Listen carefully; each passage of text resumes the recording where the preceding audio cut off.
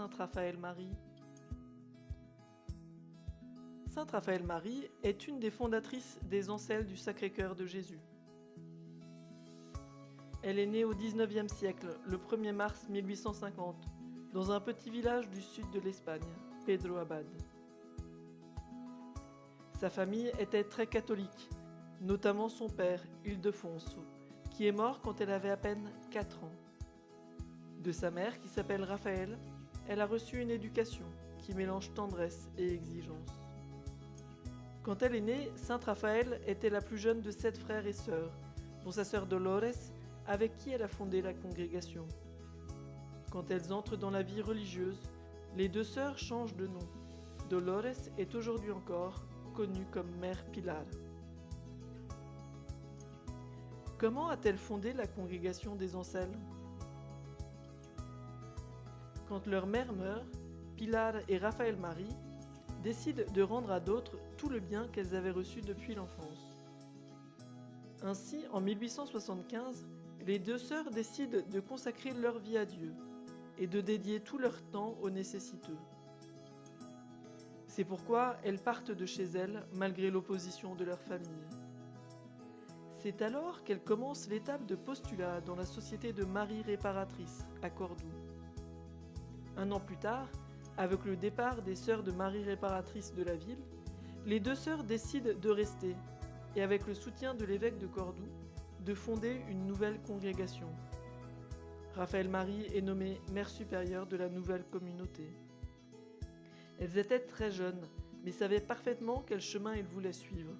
Adorer le Saint-Sacrement chaque jour et vivre selon les règles de saint Ignace de Loyola, en cherchant Dieu en toutes choses. C'est pourquoi, quand elles ont appris que l'évêque voulait changer leur façon de vivre, elles décidèrent de partir de Cordoue, en train, de nuit. Après tout un périple, elles arrivent à Madrid. Avec le soutien de l'évêque de Madrid, elles s'y établissent sous le nom de réparatrices du Sacré-Cœur. Les années suivantes sont une période de grande croissance pour la congrégation. Les sœurs ouvrent des écoles destinées à l'éducation de filles pauvres. De nombreuses jeunes demandent l'entrée dans la congrégation et de nouvelles communautés ouvrent un peu partout en Espagne.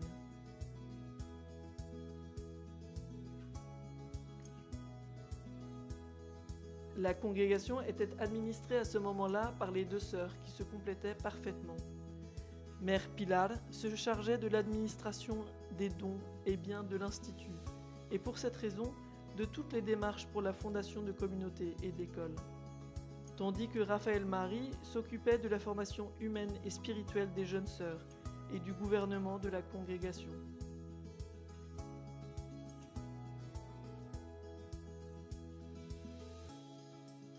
En 1887, la congrégation est approuvée définitivement par le pape Léon XIII.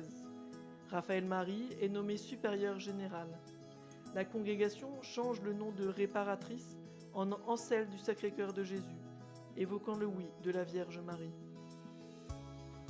Les sœurs reçoivent officiellement de l'Église la mission de collaborer avec Jésus dans la réparation de chaque réalité et personne dans le monde, et de le faire centrer sur l'Eucharistie comme source de tout.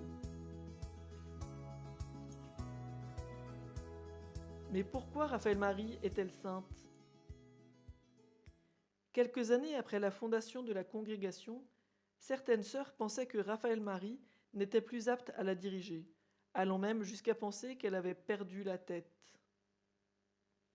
Bien que ce soit faux, Sainte Raphaël a compris que l'union dans la congrégation était plus importante.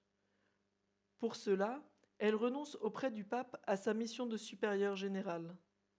Ainsi, en 1892, Sainte Raphaël va vivre à Rome, où elle avait fondé une communauté 2 ans plus tôt. Les années suivantes furent des années difficiles. Comme on doutait de sa capacité à gouverner, Raphaël-Marie n'a plus jamais reçu aucune responsabilité de l'Institut.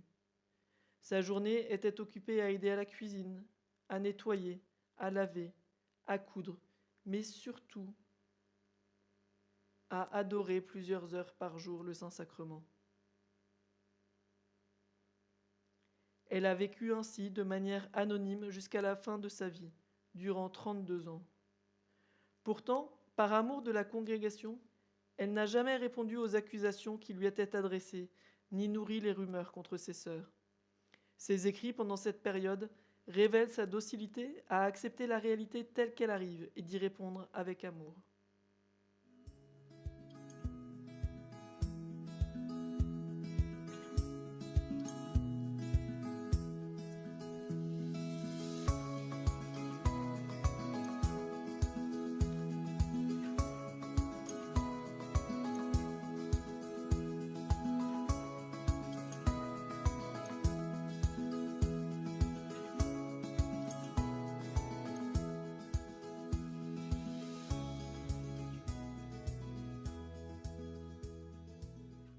Quelques années plus tard, Mère Pilar, qui avait succédé à Raphaël Marie comme supérieur général, a elle aussi souffert d'incompréhension et a été mise à l'écart du gouvernement de la congrégation. Sainte Raphaël a su la comprendre et la soutenir. Les deux sœurs ont vécu encore plus unies leur mission de fondatrices. Elles avaient assumé qu'elles étaient des fondations de l'Institut qui ne se voient pas, mais en assument la solidité. Elle meurt à Rome le 6 janvier 1925. L'enterrement fut aussi simple qu'avaient été obscures ces longues années à Rome. Elle y avait vécu oubliée de la majorité des sœurs, qui ne savaient même pas qu'elle était la fondatrice. En 1977, elle est proclamée sainte par le pape Paul VI, qui a parlé d'elle en ces termes. Une sainte très humble, douce, fine, silencieuse, pleine de richesses spirituelles et d'exemplarité édifiante. Aujourd'hui encore, sont nombreuses les femmes qui suivent ses pas dans plusieurs pays. Elles travaillent dans des collèges ou centres de santé, des paroisses ou dans des centres spirituels, dans les grandes villes ou dans des quartiers populaires. Dans plus de 100 communautés dans le monde, l'adoration quotidienne est ouverte à tous. Là où elles sont, elles essayent de suivre l'exemple de Sainte Raphaël et de vivre tout ce qui arrive dans leur vie comme une opportunité de répondre avec amour à tout l'amour reçu. Aimer et aimer encore, parce que l'amour peut tout vaincre.